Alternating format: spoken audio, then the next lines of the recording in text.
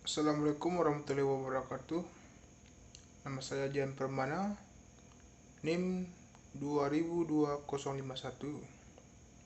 Baiklah, kali ini kita akan membahas tentang mengelola komplain pelanggan atau mengangkat satu topik dalam bagaimana menjaga performa, menjaga atau memberi klien performa, sehingga perlu kita sebagai lembaga, sebagai perusahaan, sebagai orang yang memiliki bisnis dalam memberikan satu perhatian terhadap komplain yang disampaikan pelanggan.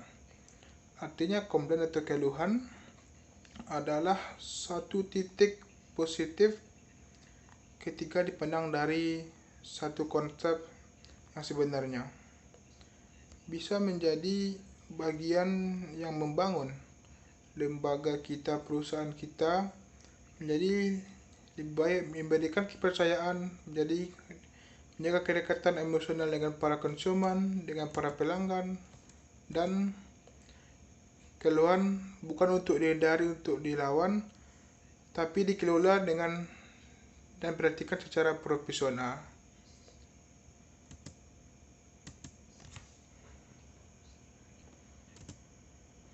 Salah satu faktor yang paling mempengaruhi kepuasan dan juga persepsi pelanggan atau konsumen kita terhadap mutu layanan yang kita berikan itu adalah bagaimana menangani keluhan atau komplain yang mereka berikan. Jadi jangan hanya saat segala sesuatu menjadi lancar, di saat konsumen memberikan satu pujian atau kondisi hubungan baik-baik saja, kita memberikan sejumlah perhatian dan layanan prima kepada mereka, dan pada saat komplain dan keluhan yang disampaikan oleh mereka, kita justru tidak peduli, malah terkesan marah atau sulit sekali menerima kritikan dan masukan. Dan jelas, bila seorang pelanggan datang ke tempat Anda atau ke tempat kita, kemudian mengadukan satu persoalan, menyampaikan keluhan terkait produk atau jasa yang kita berikan, dan jangan dikenang sebelah mata dan marah, apalagi dipensip duluan, menganggap mereka marah-marah, karena itu sering terjadi. Kita lebih cenderung menerima pujian pada saat dikritik atau diberi keluhan, kita justru marah atau tidak peduli. Nah, pelanggan yang telah menggunakan waktu berharganya untuk menghubungi kita, menghubungi Anda, untuk menyampaikan keluhannya, menyampaikan apa yang dia rasakan terhadap produk dan jasa kita, menyampaikan komplainnya walaupun menyakitkan sebenarnya, ini memberikan satu konteks positif. Kenapa?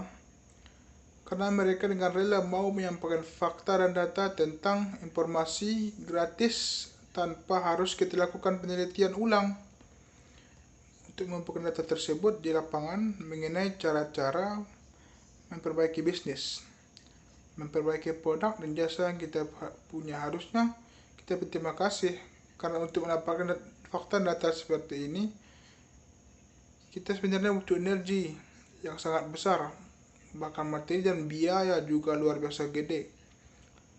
Sekarang komplain yang diberikan adalah data yang real, keluhan disampaikan secara gratis, dan mereka menyampaikannya dengan menyediakan waktu dan emosi yang sebenarnya juga sulit untuk dijaga secara baik, tapi mereka rela melakukannya supaya mereka tetap menjadi pelanggan baik. Kalau mereka mampu dan menyampaikan komplain, mau menyampaikan keluhan langsung, itu sebenarnya adalah indikasi positif bahwa dalam jangka panjang mereka tetap ingin bertahan sebagai pelanggan kita.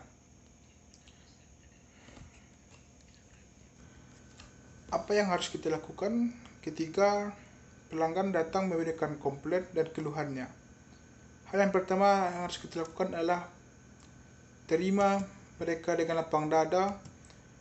Pelanggan yang telah meluangkan waktu berharganya untuk menghubungi kita, menghubungi Anda untuk menyampaikan keluhan dan komplain, itu sebenarnya memberikan data dan fakta terkait informasi yang disampaikan secara gratis. dengarkan keluhan mereka dengan komplain mereka sebagai satu titik, sebagai bentuk perhatian dan layanan maksimal, layanan prima yang kita berikan kepada para pelanggan. Bahkan harusnya sana kita lebih aktif untuk bertanya dan lebih banyak tentang informasi apalagi, keluhan apalagi, dan komplain apalagi terkait produk-produk kita. Apalagi masukan mereka, apalagi catatan mereka. Dengarkan semuanya dengan baik dan pastikan apa yang sesungguhnya diinginkan oleh pelanggan kita. Dan kemudian kalau bisa ada satu tuntutan untuk kita memenuhi harapan dan aspirasi mereka.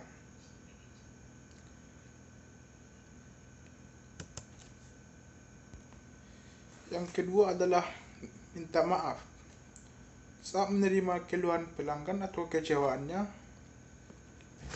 mereka sebenarnya ingin diperhatikan. Karena itu, berikan respon dengan permintaan yang tulus, terlepas masalah apa yang dihadapi, baik itu besar atau kecil. Permintaan maaf tersebut akan memberikan dampak positif bagi perusahaan. Yang ketiga itu jangan memberikan alasan. Konsumen tidak suka mendengar alasan yang disampaikan oleh customer service atau siapa yang mewakili perusahaan. Kenapa hal itu terjadi? Alasan-alasan yang Anda sampaikan justru akan membuat pelanggan merasa kesal dan tidak lagi menggunakan produk kita. Yang keempat itu memberikan solusi. Selalu berikan solusi dari permasalahan atau keluhan yang dihadapi pelanggan. Atau juga menawarkan kompensasi atas kerugian yang mereka alami. Memberikan solusi yang dibutuhkan pelanggan akan membuat pelanggan merasa dihargai dan tidak sia-sia akan keluhannya. Yang follow up.